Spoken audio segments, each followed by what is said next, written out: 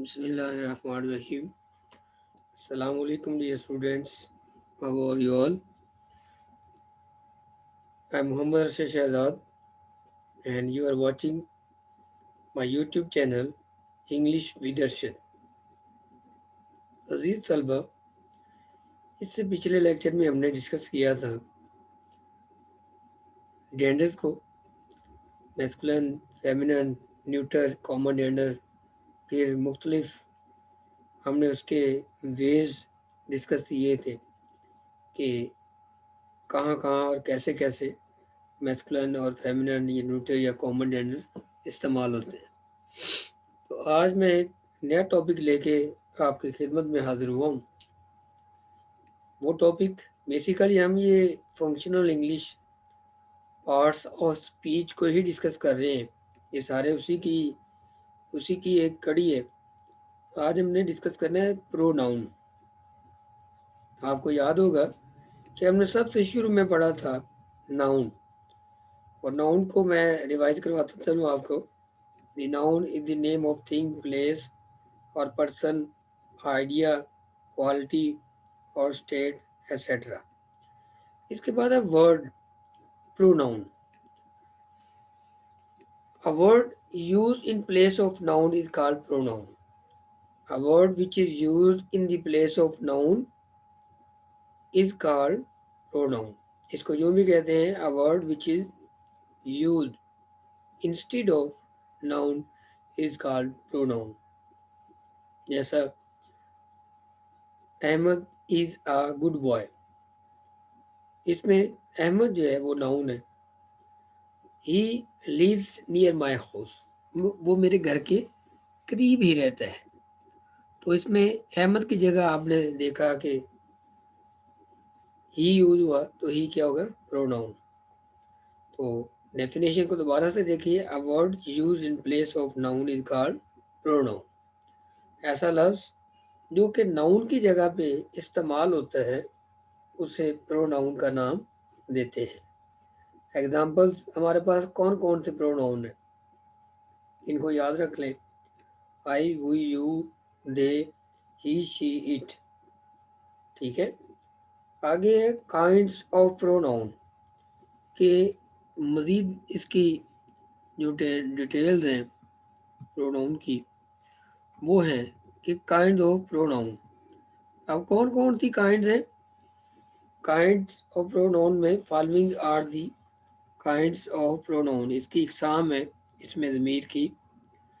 Personal pronoun, reflexive pronoun और mirror pronoun, ये नाम याद रखिएगा। इसको रिफ्लेक्सिव प्रोनाउन या इसको मिरर प्रोनाउन के नाम से भी याद करते हैं। बाज़ दफ़ा आपको किसी भी किस्म के पेपर के अंदर मिरर प्रोनाउन भी पूछा जा सकता है या रिफ्लेक्सिव पूछा जा सकता है। Emphatic pronoun, demonstrative pronoun, definite pronoun, interrogative pronoun, distributive pronoun, reciprocal pronoun, relative pronoun, relative compound pronoun और पोजेसिव प्रोनाउन। ठीक है। आइए अब इनको, पहले तो आपने क्या करना है कि प्रोनाउन की डेफिनेशन याद करनी है, और उसके बाद इसकी काइंड्स जो है वो याद करनी है। उसके बाद डेफिनेशन की तरफ आते हैं। पर्सनल प्रोनाउन सबसे पहला number. A pronoun used for 3 persons is called personal pronoun. ठीक है। जो 3 पर्सन के लिए, फर्स्ट, सेकंड, थर्ड, जैसा कि फर्स्ट पर्सन देखिए आई और वी है, सेकंड पर्सन यू है, third person he, she, it और दे, ये सारे के सारे थर्ड पर्सन। तो देखिए personal pronoun, a pronoun use for 3 person is called personal pronoun. वो प्रोनाउन, वो इसमें ज़मीर जो 3 अशखास यानी 3 पर्सन के लिए इस्तेमाल हो, उन्हें पर्सनल प्रोनाउन कहा जाता है। Number 1, first person. A pronoun use for the person speaking is called the first person. वो शख्स फर्स्ट पर्सन कहलाता है जो बात कर रहा होता है। मतलब मैं बात कर रहा हूँ आपसे, तो मैं यहाँ फर्स्ट पर्सन हूँ। आपसे मैं बात कर रहा हूँ, आप मेरे लिए सेकंड पर्सन है। ठीक है, एग्जाम्पल देख लें, आई और वी, ये फर्स्ट पर्सन है। आई फर्स्ट पर्सन है सिंगुलर, और वी जो है वो फर्स्ट पर्सन है प्लूरल। ज़्यादा इस बात को माइंड में रखिएगा।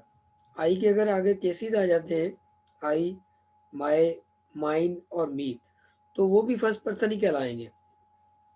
ठीक है, वी और us, sir second person. A person used for the person spoken to is known as the second person। यानी जिससे फर्स्ट पर्सन बात कर रहा है, सादा से लफ्जों में समझ लें कि सेकंड पर्सन वो पर्सन कहलाता है जिससे फर्स्ट पर्सन बात कर रहा होता है। जब दो लोग बात कर रहे हो आपस में, तो उनमें से हर शख्स अपने लिए फर्स्ट पर्सन है और दूसरे के लिए सेकंड पर्सन। हम जिससे भी जिंदगी में बात करते हैं, हम फर्स्ट पर्सन होते हैं, जिससे बात करते हैं थर्ड पर्सन, और जिसके बारे में हम बात करते हैं वो है, जिससे बात करते हैं वो सेकंड पर्सन, और जिसके बारे में हम बात करते हैं वो थर्ड पर्सन कहलाता है। ठीक है, एग्जाम्पल है यू, यू, यूर, यू। इस तरह आगे है third person. Third person, a person use for the person spoken of is called the third person. यानी जिसके बारे में बात की जा रही है, थर्ड पर्सन। आम रूटीन में हम बात भी करते हैं तो कहते हैं कि जो बात मैंने आपको बताई है ये किसी थर्ड पर्सन को पता ना चले। तो इससे जाहिर हुआ कि फर्स्ट पर्सन, फिर सेकंड पर्सन, फर्स्ट और सेकंड जब मिल के बात करेंगे तो किसी तीसरे के बारे में बात करेंगे तो वो थर्ड पर्सन कहलाएगा। ही, शी, इट, दे, ये जो है थर्ड पर्सन कहलाते हैं। इनमें ही, शी, इट, ये प्रोनाउन है थर्ड पर्सन, मगर ये सिंगुलर है। और दे जो है थर्ड पर्सन है मगर प्लूरल है। आइए इसी की, इन केसेस की एक कड़ी है जिन्हें थ्री केसेस ऑफ प्रोनाउन और इसको चार्ट ऑफ प्रोनाउन के नाम से भी याद किया जाता है। ये आपने देखा होगा, एक्टिव वॉइस में यूज होते हैं, पैसिव में, एक्टिव पैसिव में यूज होते हैं, फिर डायरेक्ट इनडायरेक्ट में यूज होते हैं। तो देखिए कि आपके सामने ये थ्री केसेस ऑफ प्रोनाउन है। तीन हालत है इसकी। नंबर वन है subjective, I, we, you, he, she, they, it. तो ये सारे के सारे सब्जेक्ट के तौर पे यूज होते हैं, तो ये सारे प्रोनाउन, मगर ये एज ए सब्जेक्ट यूज होते हैं, इसलिए हम इन्हें क्या करते हैं कि सब्जेक्टिव केस का नाम दिया जाता है। सब्जेक्टिव केस या इसको नोमिनेटिव केस भी कहा जाता है।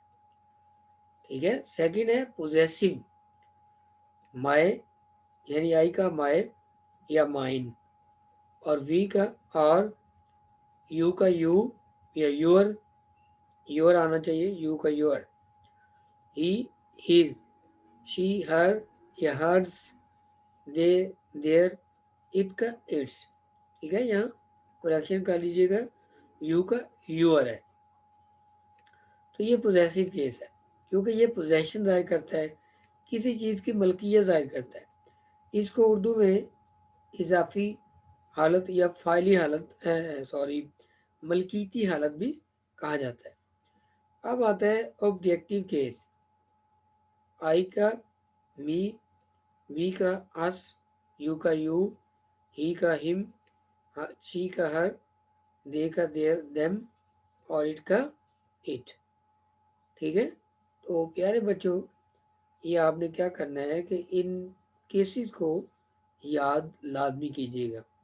अगर ये केसेस आपको याद होंगे तो ज़िंदगी भर आपको मुख्तलिफ जगहों पे काम आएंगे। तो आगे चलते हैं, इसकी है एक्सरसाइज। ये एक्सरसाइज है fill in the blanks with suitable pronoun given in the brackets. तो सबसे पहले तो आपने क्या करना है कि ये जो पीछे केसेस हैं, ये subject I, we, you, they, he, she, it, ये सब्जेक्ट आपको याद होने चाहिए। दूसरी बात कि जो सब्जेक्ट होगा उसके मुताबिक ही सारा वो सिस्टम होगा।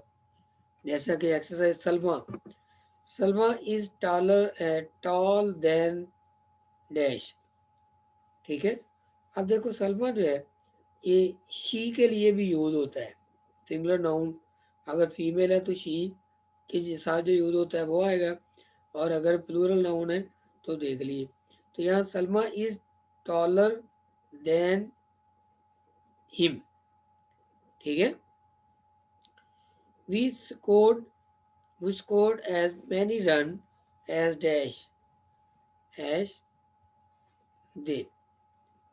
वहाँ फर्स्ट वाले में Salma is taller than he, second वाले में we scored as many runs as they.